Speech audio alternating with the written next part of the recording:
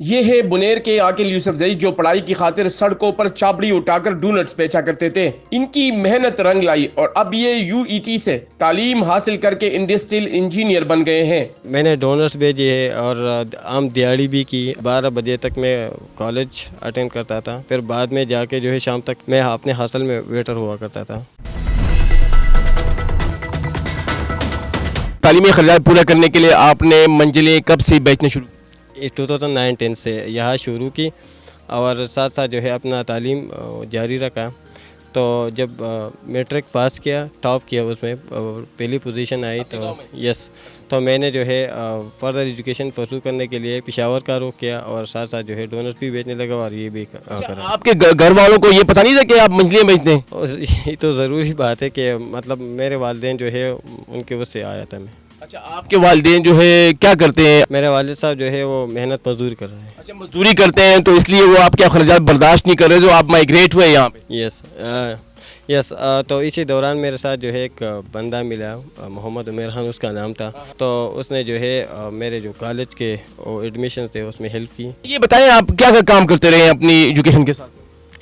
میں نے ڈونرز بھیجے ہے اور عام دیہڑی بھی کی، ساتھ ساتھ جو ہے ویٹر بھی رہا اس میں، ہاسٹل میں۔ تو اس کے ساتھ ساتھ اور بھی مطلب جو محنت مزدوری کے کام ہے وہ میں نے کیے اپنے کالج لائف میں۔ اچھا، آپ جو ہے منزلیاں آپ نے کتنا عرصہ بیچی، آپ نے ویٹری کتنا عرصہ کی، ساتھ ساتھ جو ہے آپ نے مزدوری کتنا عرصہ کی؟ یہ جو ہے خاص دورانیہ جو ہے مزدوری کا نہیں تھا، اور یہ جو اپنی بیٹری کی بات کی تو یہ میں نے جو اپنا فرسٹ ایئر تھا اس میں کی تھی، اور ساتھ ساتھ یہ ڈونر بھی بیچا تھا۔ اچھا، کتنے کما لیتے تھے ڈونر بیچ؟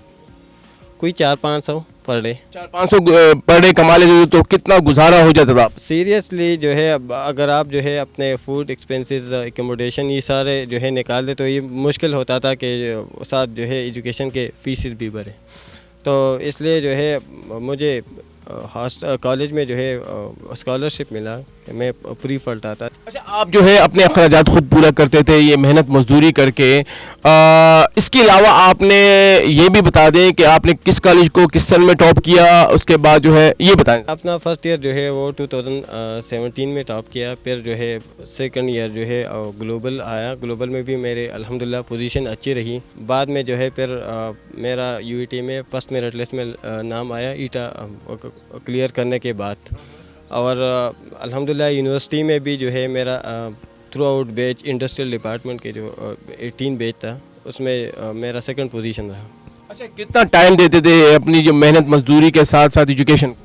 یقیناً کالج لیول پہ جو ہے ٹائم مینیج کرنا میرے لیے بہت زیادہ دشوار تھا، وہ اس لیے کہ 12 بجے تک میں کالج اٹینڈ کرتا تھا، پھر بعد میں جا کے جو ہے شام تک کام کرتا تھا، اور شام میں جس طرح کہ میں نے آپ کو کہا تو پھر میں اپنے ہاسٹل میں ویٹر ہوا کرتا تھا شام کو اور صبح کو کھانے کے وقت۔ اچھا، جب آپ ویٹر تھے تو لوگوں کا رویہ کیسا تھا آپ کا؟ ظاہری بات ہے جو بھی تھے وہ ہاسٹل میں وہ میرے کلیگ تھے، اور وہ تھوڑے فن تو کرتے تو فن میں بھی کوئی ویٹر کہلاتے تھے۔ میں یہ سمجھتا ہوں کہ وہ میرے لیے دل میں عزت رکھتے تھے، لیکن ویسے مطلب گپ شپ میں نہیں، تنگ تو نہیں کرتے تھے، فن و مذاق میں جو ہے کہتے تھے کہ ویٹر صاحب، اور سم ٹائم جو ہے منجلو والا بھی کہتے تھے۔ لیکن مجھے فخر ہے کہ آج میں فخر محسوس کر رہا ہوں کہ وہاں سے جو ہے وہ میری بیس بنی اور میں ادھر آیا۔ اچھا، انڈسٹریل انجینئر بنے، کیسے بنے؟